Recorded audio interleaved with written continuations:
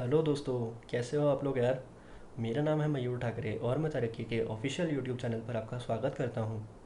आज मैं सबसे साधारण सवालों की बात आपसे करूंगा जो बहुत से यूज़र्स हमसे पूछते हैं, जैसे कि हमें म्यूचुअल फंड में कब इन्वेस्टमेंट करना चाहिए। म्यूचुअल फंड में इन्वेस्टमेंट करने का सही समय क्या है। अगर मैं इन्वेस्ट करने के लिए कुछ महीने, कुछ साल और इंतज़ार करूं तो क्या होगा। क्या म्यूचुअल फंड में अभी इन्वेस्टमेंट करने में कोई फ़ायदा है। ये जानने के लिए इस वीडियो को आखिर तक ज़रूर देखें, हम आपके सारे सवालों का जवाब ज़रूर देंगे। साथ ही एंड में आपको बोनस इन्वेस्टमेंट टिप भी देंगे ताकि आपका पोर्टफोलियो बेहतर बन सके। तो चलिए शुरू करते हैं। तो आप ये सोच रहे होंगे कि म्यूचुअल फंड में इन्वेस्टमेंट करने का सही टाइम क्या है, या फिर म्यूचुअल फंड में इन्वेस्टमेंट करना चाहिए तो कब करना चाहिए। तो हम हमेशा ये कहते हैं कि म्यूचुअल फंड में इन्वेस्टमेंट करने का सही टाइम कल था जो चला गया। सही सुना आपने दोस्तों, जितना जल्दी आप इन्वेस्टमेंट करना शुरू करते हैं उतना ही ज़्यादा आपको फ़ायदा होता है। वैसे हमेशा इन्वेस्टर्स जब मार्केट अच्छा हो तब इन्वेस्ट करते हैं, पर हम इन्वेस्टमेंट एडवाइज़र्स ये सजेस्ट करते हैं कि आप मार्केट के अच्छा होने की या फिर गिरने की वेट ना करें। और ये सिर्फ हम नहीं, बहुत से अच्छे इन्वेस्टमेंट एडवाइज़र्स यही सजेस्ट करते हैं। लेट श्री पराग परीख फाइनेंशियल एडवाइजरी सर्विसेज के फाउंडर ये कहते हैं कि समय के मामले में आपका अनुमान उतना ही अच्छा है जितना मेरा। तो हम आपको ये सजेस्ट करेंगे कि कभी भी इन्वेस्टमेंट करने के लिए आपको मार्केट गिरने की वेट नहीं करनी चाहिए, क्योंकि इन्वेस्टमेंट करने की कोई सही समय नहीं होती और हम ये सही अनुमान भी नहीं लगा सकते कि कौन सा टाइम सही होगा। लेकिन अगर आप अलग अलग समय पर एस के साथ इन्वेस्ट करते हैं तो वो काफ़ी अच्छा होता है। एक ऐसी एस सेट करें जहां आप हर महीने 15 दिन या फिर हर हफ्ते इन्वेस्ट कर सकें। एक और सवाल जो आप में से बहुत से यूज़र्स के मन में होता है, क्या बाज़ार गिरने पर हमको म्यूचुअल फंड में इन्वेस्टमेंट करना चाहिए। हाँ बिल्कुल, लेकिन ये आपकी एस के साथ समांतर रूप में होना चाहिए, विशेष रूप में नहीं। समय के साथ बाज़ार में इन्वेस्ट करने में कोई विज्ञान नहीं है, और एस जो है वो आपको अचानक होने वाली अस्थिरता से भी बचा सकती है।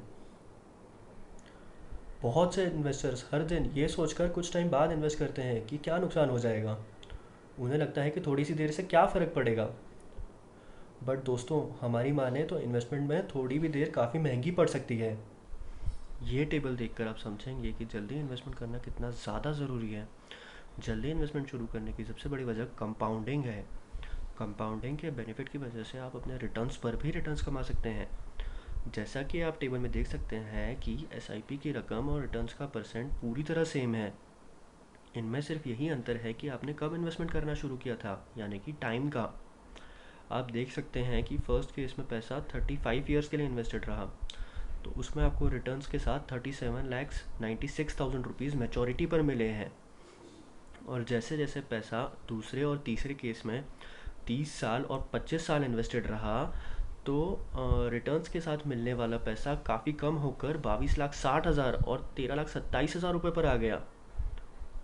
और आप आखिरी रो में ये भी देख सकते हैं कि 5 साल की देरी की वजह से आपको 15,36,000 रुपये मेचोरिटी पर कम मिले, और 10 साल की देरी की वजह से आपको 24,70,000 रुपये मेचोरिटी पर कम मिले।